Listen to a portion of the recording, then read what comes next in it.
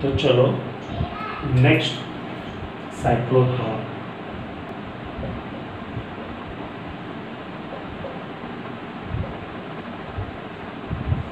पहला तो प्रश्न ये था कि भाई साइक्लोट्रॉन એટલે શું? साइक्लोट्रॉन એટલે શું? तो साइक्लोट्रॉन એ વિદ્યુત ભારિત કણોને પ્રવેગિત કરવા માટેનું સાધન છે। વિદ્યુત ભારિત કણોને પ્રવેગિત કરતું સાધન છે। साइक्लोट्रॉन एक साधन है जे विद्युत भारित कणोने प्रवेगित करे। प्रवेगित थवुं एटले आपणे 11 मांथी शीखवाडेलुं छे।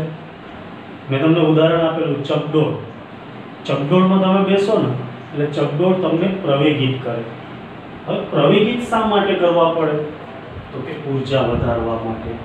કોઈપણને પ્રવેગિત કરીએ ને એટલે એની ऊर्जा છે એ ખૂબ જ વધી જાય છે, बराबर। तो ऊर्जा વધારવા માટે એને પ્રવેગિત કરવામાં આવે છે। તો પ્રશ્ન એ થાય કે ऊर्जा શા માટે વધારવી? તો કે દેખો ન્યુક્લિયસ છે એના અંદરના ભાગમાં હવે આપણે જાણીએ છીએ કે પ્રોટોન ન્યુટ્રોનનું બનેલું છે, પણ પહેલા એના વિશે કોઈ માહિતી હતી નહીં। તો એ ન્યુક્લિયસ શેનું બનેલું છે એ જાણવા માટે એ ન્યુક્લિયસને શું કરવું પડે? खोलवो पड़े, बराबर ने। लेकिन न्यूक्लियसनी अंदर जो आपणे खोलीए तो खबर पड़े कि भाई शानु बनेलू है।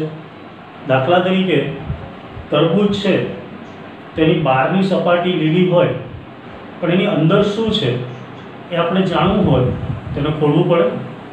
खोलीए तो खबर पड़े कि अंदर छे शुं। तो एवुं न्यूक्लियसने खोलवुं होय तो एना माटे एना उपर योग्य ऊर्जा धरावता कणने आपात करवो पड़े। तो सामान्य कण आपणे फेंकीए तो के न्यूक्लियसने तोड़ी ना शके, तेना माटे पुष्कळ ऊर्जा जोईए। अने आवी पुष्कळ ऊर्जा माटे कणने प्रवेगित करवो पड़े, बराबर।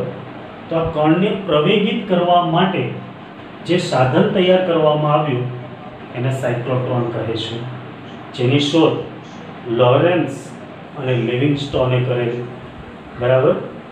तो आज साइक्लोट्रॉन है एने आपणे 3 वस्तु जोवानी छे, रचना, कार्यपद्धति अने उपयोगो। पहला एनी रचनानी बात करिए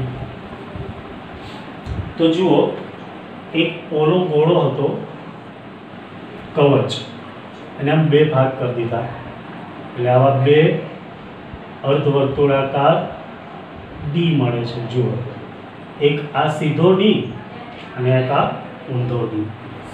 तो आवा 2 डी छे एने एमना व्यास साम सामे रहे एवी रीते गोठववामां आव्यो। जो अहींया नियमित चुंबकीय क्षेत्र लईए आपणे। नियमित चुंबकीय क्षेत्र छे ए अंदर अथवा बहारनी दिशामां होय। अहींया बहारनी दिशामां छे एटले आपणे एने आ रीते टपका वडे दर्शाववा पड़े, कारण के चुंबकीय क्षेत्र बहारनी दिशामां छे। जो अंदरनी दिशामां होय तो क्रॉस वडे दर्शावे, पण अहींया बहारनी दिशामां छे। अहींया आ 2 डी छे, आनो आकार डी जेवो होवाथी एने डिस्क कहे छे।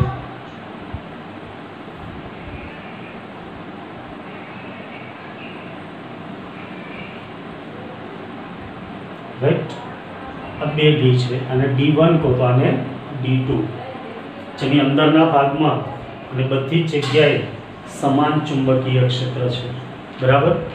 आ बंने डी नी वच्चे एसी प्राप्ति स्थान अथवा ओसिलेटर लागू पाडवामां आवे छे, जेने तमारी बुकमां गुजरातीमां आंदोलक कीधुं छे। आंदोलक एटले ओसिलेटर, एसी वोल्टेज पूरू पाडतुं साधन, जेना विषे आपणे एसी चेप्टरनी अंदर जोईशुं। 7मुं चेप्टर छे एसी। अत्यार सुधी आपणे जे प्रवाह अने वोल्टेजनी वात करेली छे ए बधुं डीसी छे। પણ 7મું ચેપ્ટર એસી આવશે. આપણા ઘરે જે વોલ્ટેજ અને પ્રવાહ આવે છે એ એસી છે, તો એના વિશે ત્યાં વાત કરીશું.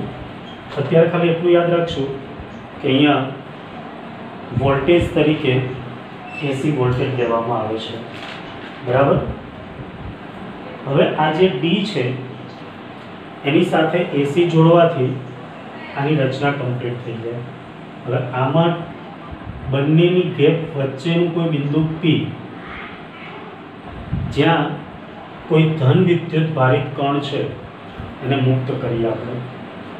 તો આપણે જાણીએ એ પ્રમાણે આ બે ડી છે એ એસી સાથે જોડાયેલ છે, એટલે કોઈ એક સમયે આ ધન હોય તો આ ઋણ થાય. કારણ એસી એટલે આ રીતના એક ભાગ ધન હોય તો બીજો ઋણ હોય, એના પછીના આવતા ચક્રમાં પાછા બદલાઈ જાય છે. બરાબર. જેના વિશે આપણે આગળ જતા ભણીશું. બરાબર. ઓકે, ચલો. તો હવે આની આપણે રચનાની વાત કરીએ તો તમારે કેવી રીતે લખવાનું છે, તો કે ફર્સ્ટ આકૃતિમાં સાયક્લોટ્રોનની રચના દર્શાવેલ છે. સેકન્ડ પોઈન્ટ જે હમણાં તમને કીધું એ પ્રમાણે કે એની રચનામાં બે અર્ધવર્તુળાકાર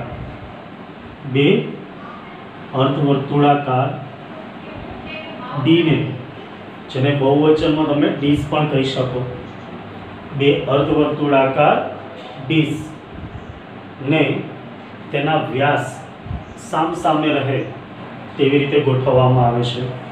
અહીં D1 અને D2 જેને ડીશ તરીકે ઓળખવામાં આવે છે. બરાબર. બંને ડીશ વચ્ચે ગેપ હોય છે. જો આ બંને ડીશ વચ્ચે શું છે? એક ગેપ છે. બરાબર. હવે જે ગેપ છે એની અંદર જે વિદ્યુત ભારિત કણ એને પ્રવેગિત કરવો, આપણે એને પ્રવેગિત કરવો એને બંને ગેપની વચ્ચે મૂકવામાં આવે છે. તો બંને ગેપની વચ્ચે મધ્ય બિંદુ પી પાસે મૂકવામાં આવે છે અને બંને ડી વચ્ચે એસી પ્રાપ્તિ સ્થાન અથવા તો એસી વોલ્ટેજ લાગુ પાડવામાં આવે છે. શું લાગુ પાડવામાં આવે છે? એસી વોલ્ટેજ લાગુ પાડવામાં આવે છે. અહીંયા માટે ચુંબકીય ક્ષેત્ર બી છે એ બધી જગ્યાએ સમાન અને પૃષ્ઠને લંબ રૂપે બહાર આવતી દિશામાં હોય છે. જુઓ, ડોટ છે. ડોટનો મતલબ ચુંબકીય ક્ષેત્ર પૃષ્ઠને બહાર આવે છે અને દરેક જગ્યાનું મૂલ્ય સમાન છે. તો બધી જગ્યાએ ચુંબકીય ક્ષેત્ર હોવાનું, વિદ્યુત ક્ષેત્ર ખાલી આ બે ડીની સપાટી પર જ હશે. બરાબર ને? આપણે બીજા ચેપ્ટરમાં ભણી ગયા, કવચ હોય તો કવચના અંદરના ભાગમાં E0 હોય. ક્યાં હોય? E સપાટી પર જ હોય. એટલે ધન હોય તો આ બધા સપાટી ઉપર ધન હોય, ઋણ હોય તો સપાટી ઉપર ઋણ હોય. બરાબર. આ રીતની એક રચના તૈયાર કરવામાં આવી. હવે આ સમગ્ર રચનાને શૂન્યાવકાશી ચેમ્બરમાં રાખવામાં આવે છે. કેમ? કારણ કે અહીંયા કણને પ્રવેગિત કરીએ અને જો કોઈ હવાનો કણ એની સાથે આવીને અથડાય તો એ પાછો વિચલિત થઈ જાય. એટલે આપણે જે આખી મહેનત કરી હોય એના પર પાણી ફરી જાય. બરાબર ને? આપણે આખું છોડ ઉગાડીએ, ફૂલ તૈયાર કરીએ અને ફૂલ બીજા લઈ જાય તો તકલીફ પડે. એવું કણને પ્રવેગિત કર્યો હોય અને એના માર્ગમાં કોઈ હવાનો કણ આવે તો એ અથડાય, જે આપણે માર્ગે લઈ જવો હોય એની જગ્યાએ નીચે જતો રહે. તેનો મતલબ એમ થયો કે વિચલિત થયો. કે વિચલિત ના થાય એટલા માટે સમગ્ર રચનાને એક શૂન્યાવકાશી ચેમ્બરમાં રાખવામાં આવે છે કે જેથી હવાના અણુઓ સાથેની અથડામણ નિવારી શકાય. હવે જોવી છે એમની કાર્ય પદ્ધતિ. તો પરીક્ષામાં ક્યારેય કોઈની રચના ખાસ કરીને પૂછતા નથી, કાર્ય પદ્ધતિ પૂછે. તો હવે આપણે એની કાર્ય પદ્ધતિ જોઈએ. ચલો, રચના દરેકને ખબર પડી ગઈ? હા. તો હવે કાર્ય પદ્ધતિની વાત કરીએ.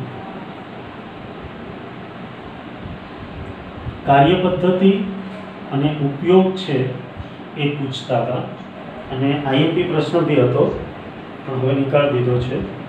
તો જુઓ, ફર્સ્ટ તો સાયક્લોટ્રોનમાં વિદ્યુત અને ચુંબકીય ક્ષેત્રનો સંયુક્ત રીતે ઉપયોગ કરવામાં આવે છે. પહેલાં જ મેં તમને કીધું કે અહીંયા બંને ક્ષેત્રો છે. દરેક જગ્યાએ ચુંબકીય ક્ષેત્ર અને બે ડી વચ્ચેની ગેપમાં વિદ્યુત ક્ષેત્ર. વિદ્યુત ક્ષેત્ર ફક્ત ગેપમાં જ છે અને ચુંબકીય ક્ષેત્ર બધે જ છે. બરાબર.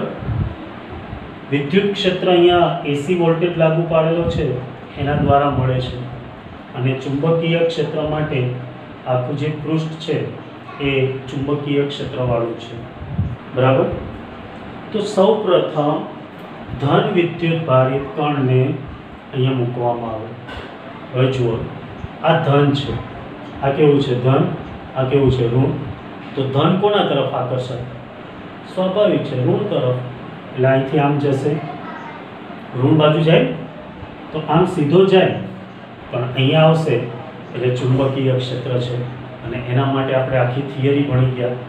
ચુંબકીય ક્ષેત્રમાં કોઈ પણ વિદ્યુત ભાર લંબ રૂપે દાખલ થાય તો આપણે જાણીએ છીએ એના વેગના મૂલ્યમાં ફેરફાર થતો નથી, ફક્ત દિશામાં ફેરફાર થાય છે અને એનો ગતિપથ છે એ કેન્દ્રગામી બળના લીધે વર્તુળાકાર થાય. એટલે એને જવું હશે સીધું, પણ કેન્દ્રગામી બળ લાગશે એટલે એનો ગતિપથ કેવો થશે? વર્તુળાકાર. જેવું અર્ધવર્તુળ પૂર્ણ થશે એટલે અહીંયા ડી છે એમાં આ ધન બની જશે ને આ ઋણ બની જશે. જુઓ, કણ કેવો છે? ધન. હવે સામેની ડી છે એ ઋણ સ્થિતિમાં આવે તો એના તરફ આકર્ષાય. બરાબર છે. એટલે કણ અહીંથી આ બાજુ જશે, પણ જ્યારે ગેપમાંથી પસાર થાય ત્યારે વિદ્યુત ક્ષેત્રમાંથી ઉર્જા મેળવે છે. તેથી આપણે ભણી ગયા હતા આર ચલે છે પી, તો એનું વેગમાન વધશે. વેગમાન વધે એટલે ત્રિજ્યા વધે, એટલે વધારે ત્રિજ્યાવાળી કક્ષામાં બીજી ડીમાં દાખલ થશે. ડીમાં દાખલ થાય એટલે ત્યાં તો સમાન ચુંબકીય ક્ષેત્ર, એટલે ફરીથી એનો ગતિપથ છે કેવો થશે? વર્તુળાકાર. બરાબર. આ જેવું અર્ધવર્તુળ પૂરું કરશે એટલે અહીંયા આવશે તો હવે પાછી સામેની ડી છે ઋણ સ્થિતિમાં આવી જાય એટલે પાછો વધારે ત્રિજ્યાવાળી કક્ષામાં ગતિ કરશે. આમ સતત ચાલુ રહે છે અને છેલ્લે જ્યારે એની ગતિપથની ત્રિજ્યા એ ડીની ત્રિજ્યા જેટલી થાય ત્યારે અહીંયા કોઈ એક આપણે પ્લેટ રાખી દેવાની કે જે પ્લેટ પરાવર્તક બની અને આ કણને અહીંયા જે ગેપ રાખેલી છે કે જેમાંથી આપણે એને પસાર કરવો છે, અહીંયા કોઈ બી ટાર્ગેટ, રાઈટ, એના ઉપર પ્રતાડન કરી શકીએ. બરાબર. તો જુઓ, પહેલાં તો સાયક્લોટ્રોનમાં વિદ્યુત અને ચુંબકીય ક્ષેત્રનો સંયુક્ત ઉપયોગ કરવામાં આવે છે. ધન વિદ્યુત ભારિત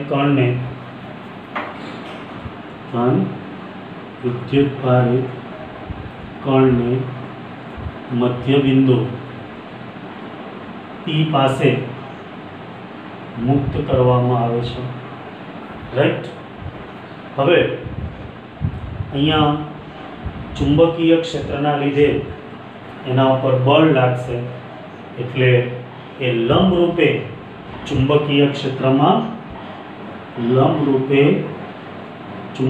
ક્ષેત્રમાં દાખલ થશે અને એના માટે આપણે આખી થિયરી જોઈ ગયા છીએ કે લંબ રૂપે ચુંબકીય ક્ષેત્રમાં દાખલ થાય તેના પર ચુંબકીય બળ એવી રીતે લાગે કે જેથી એમનો ગતિમાર્ગ વર્તુળાકાર બને. બરાબર.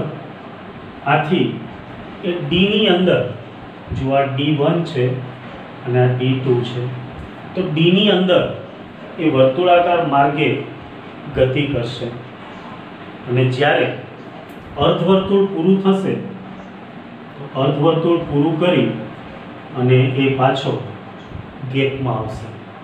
બરાબર ને? બે ડી વચ્ચેની ગેપ અને ગેપમાંથી પસાર થાય ત્યારે વિદ્યુત ક્ષેત્રના લીધે તેની ઉર્જામાં વધારો થાય, અને ઉર્જામાં વધારો થાય, ઉર્જા એટલે આપણે કીધું ને mv²/r ઇઝ ઇક્વલ ટુ કોણ પૂરું પાડતું હતું? ચુંબકીય બળ. તેથી અહીંયા વી વી કેન્સલ કરેલું, તેથી r is equal to mv/qb. તો જુઓ mv વધે, વેગમાન વધે એટલે ત્રિજ્યા વધે, તેથી r ચલે છે p અનુસાર એની ત્રિજ્યા વધે છે, બરાબર. અને ત્રિજ્યા વધે એટલે એક બીજી ડીમાં વધારે ત્રિજ્યાવાળી કક્ષામાં ગતિ કરશે, બરાબર. હવે જ્યારે એ બીજી ડીમાંથી બહાર આવે છે એટલે સામેની ડી ઋણ સ્થિતિમાં આવે છે. આથી એક ગેપમાંથી પસાર થતી વખતે વિદ્યુત ક્ષેત્રમાંથી ઉર્જા મેળવી અને વધારે ત્રિજ્યાની કક્ષામાં ગતિ કરશે. આવું સતત ચાલ્યા કરે છે, અને જ્યારે એ સામેની ડીમાં આવશે ત્યારે એની ત્રિજ્યા વધી જશે. આથી કણનો ગતિપથ એક જ વર્તુળ હોવાને કારણે એક જ વર્તુળના બદલે આવો કમાન આકાર થઈ જશે, સર્પિલ આકાર, જલેબીના ગૂંચળા જેવો, બરાબર ને. અને જ્યારે આ પરિભ્રમણની ત્રિજ્યા એ ડીની ત્રિજ્યા જેટલી થશે ત્યારે એ જરૂરી એવી ઉર્જા મેળવી શક્યો હશે, રાઈટ.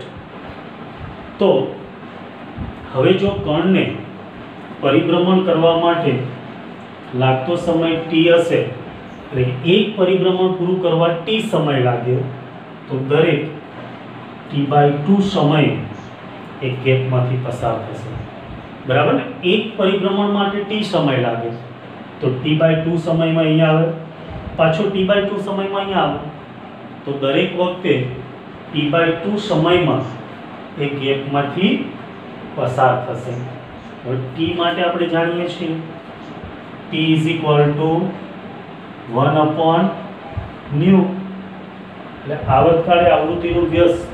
અહીંયા સાયક્લોટ્રોનની આવૃત્તિ છે તો આપણે μc લખીએ, અને μc નું સૂત્ર કાલે આપણે જોઈ ગયા હતા qb/2πn, તો છેદનો છેદ અંશમાં જાય તો t is equal to 2πn/qb. તેથી μc બરાબર qb/2πn. આટલી આવૃત્તિથી એ પરિભ્રમણ કરશે. તો જુઓ ત્રિજ્યા વધે છે પણ આવૃત્તિમાં કોઈ ફેરફાર થશે નહીં, એટલે કે જ્યારે પહેલું પરિભ્રમણ કરે ત્યારે પણ આટલી જ આવૃત્તિ હશે, બીજામાં પણ એટલી જ. તો જુઓ એમની ત્રિજ્યા વધતી જાય પણ આવૃત્તિ અચળ રહે છે, એટલે કે આવૃત્તિમાં કોઈ ફેરફાર રહેતો નથી. અને આ આવૃત્તિને સાયક્લોટ્રોનની આવૃત્તિ કહે છે. હવે સાયક્લોટ્રોનની આવૃત્તિ છે એ એવી પસંદ કરવામાં આવે કે જેથી એ એસી વોલ્ટેજની આવૃત્તિ જેટલી થાય. કેમ? કારણ કે જેવો કણ છે એ અહીંયા આવે એટલે આ ધનમાંથી ઋણ થઈ જવું જોઈએ. નહીંતર જુઓ ધન હોય તો શું થાય? તો કે સામેથી કણ આવે છે, ધન છે, આ પ્લેટ ધન છે, તેમની વચ્ચે અપાકર્ષણ લાગે તો કણ આ ડીમાં પ્રવેશી જ ના શકે. સમજણ પડે છે? એટલા માટે બંનેની આવૃત્તિ સમાન હોવી જોઈએ. જેવો કણ અડધું પરિભ્રમણ પૂરું કરે કે આનું સ્થિતિમાન છે એ બદલાઈ જવું જોઈએ, ધનનું ઋણ અને ઋણનું ધન થઈ જવું જોઈએ. તો સાયક્લોટ્રોનની આવૃત્તિ એ એસી વોલ્ટેજની આવૃત્તિ જેટલી થવી જોઈએ, જેને અનુનાદની શરત પણ કહેવાય છે, બરાબર છે. અને આના લીધે કણની ત્રિજ્યા સતત વધતી જશે, ત્રિજ્યા સતત વધતી જાય અને એને અનુસાર એમનું ઉર્જાનું મૂલ્ય પણ વધતું જાય. અને જ્યારે એમની ત્રિજ્યા ડીની ત્રિજ્યા જેટલી થઈ જાય ત્યારે બાહ્ય વિદ્યુત ક્ષેત્ર વડે સહેજ વિચલિત કરી અને યોગ્ય ટાર્ગેટ ઉપર પ્રતાડન કરવામાં આવે છે. બરાબર. તો આ થઈ ગઈ એમની કાર્ય પદ્ધતિ. હવે કેટલી ઉર્જા મેળવે એની વાત કરવી હોય તો આપણે જોયું હતું કે જ્યારે ચુંબકીય ક્ષેત્રમાં ગતિ કરે છે ત્યારે એના માટે કેન્દ્રગામી બળની જરૂર પડે છે, mv²/r, અને જે કોણ પૂરું પાડે? ચુંબકીય બળ. તો mv²/r બરાબર qvb. તો આના ઉપરથી આપણે વેગ જોઈતો હોય તો અહીંયા એક v ઉડી જશે, તો v = qb. આ ત્રિજ્યાને કેપિટલ R કહી દઈએ, કેપિટલ R/n. આથી આ જે કણ અહીંયા પરિભ્રમણ કરે છે એની ઉર્જા, જેને આપણે E વડે દર્શાવીએ, તો = 1/2 mv².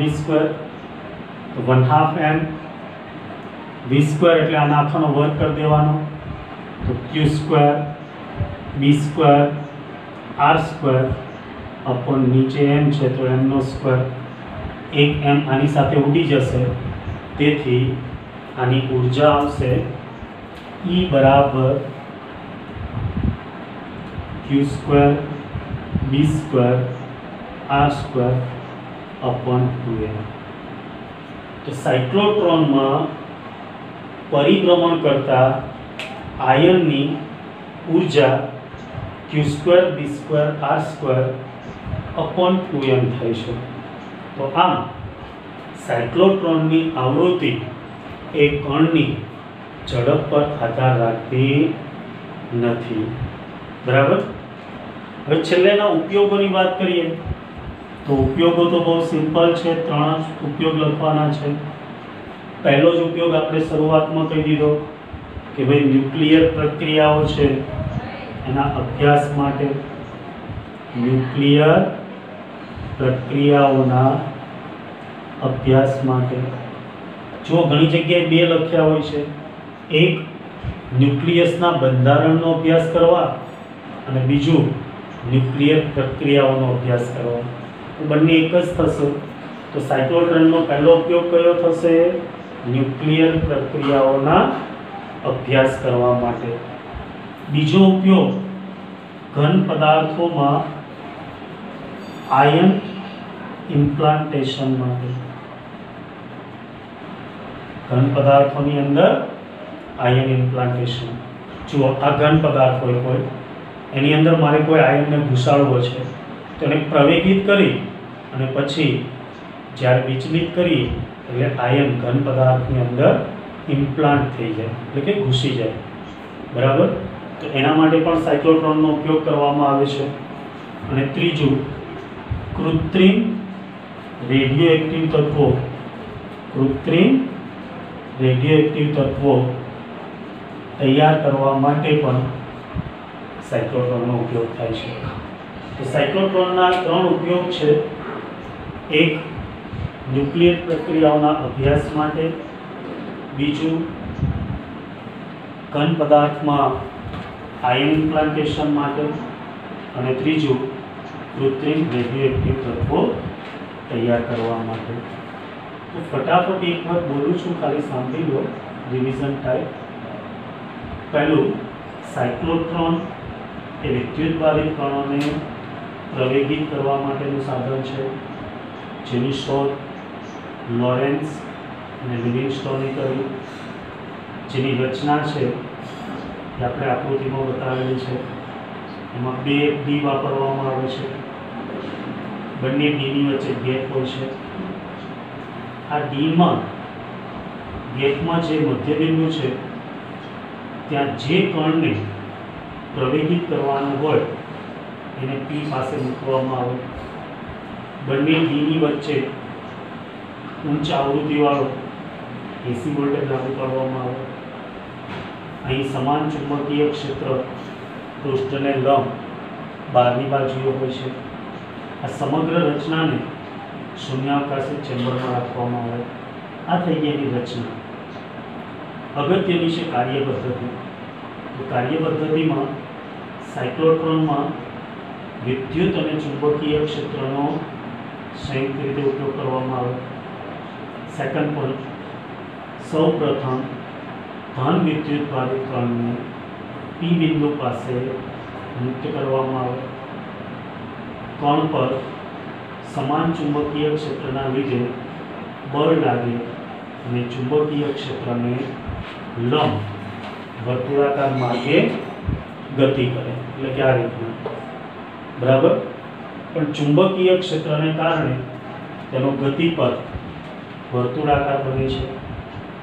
અર્ધવર્તુળાકાર માર્ગે ગતિ કરી એ ગેપમાંથી પસાર થાય અને ગેપમાં વિદ્યુત ક્ષેત્રના કારણે એ ઉર્જા મેળવે અને ઉર્જા મળે એટલે આર ચલે છે પી અનુસાર એની ત્રિજ્યા વધી જાય છે. બરાબર. હવે બીજી ડીમાંથી પણ કણ પાછો જ્યારે ગેપમાં આવશે ત્યારે એની ત્રિજ્યા વધી જશે. આમ કણનો ગતિપથ સ્પાઇરલ થાય છે, એટલે સ્પાઇરલ આકારનો થાય છે. બરાબર. હવે જો કણ છે એના એક પરિભ્રમણ માટેનો સમય ટી હોય તો એ દરેક T/2 સમય ગેપમાંથી પસાર થશે. આથી એની આવૃત્તિ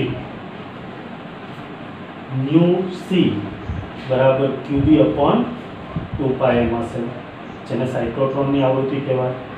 તો એસી વોલ્ટેજની આવૃત્તિ µA એવી રાખવામાં આવે કે જેથી µA બરાબર µc થાય, જેના લીધે એ અડધું પરિભ્રમણ પૂરું કરે એટલે સામેની ડી છે એની દિશા બદલાઈ જાય અને આ જ રીતે કણની ત્રિજ્યા સતત વધતી રહે, આથી એની ઉર્જા પણ વધતી રહે. બરાબર.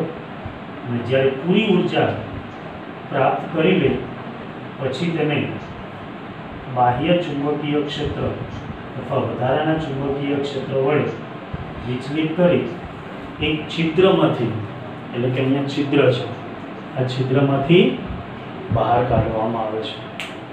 બરાબર. જેના માટે આયને પ્રાપ્ત કરેલી ઉર્જા કેટલી હોય તો આપણે લીધું કે એમને વર્તુળાકાર ગતિ માટે કેન્દ્રગામી બળ ચુંબકીય બળ પૂરું પાડે, આથી એના ઉપરથી વેગ મળી જાય અને વેગ મળી જાય એટલે ઉર્જાનું સૂત્ર E = 1/2mv². તો v ની કિંમત મૂકવાથી આપણને ઉર્જા મળે છે q²b²r²/2m. આ થઈ ગઈ સાયક્લોટ્રોનની કાર્ય પદ્ધતિ. ઉપયોગમાં 3: એક, ન્યુક્લિયર પ્રક્રિયાઓના અભ્યાસ કરવા માટે, બીજું, ઘન પદાર્થોમાં આયન ઇમ્પ્લાન્ટેશન માટે, અને ત્રીજું, કૃત્રિમ રેડિયોએક્ટિવ તત્વો તૈયાર કરવા માટે.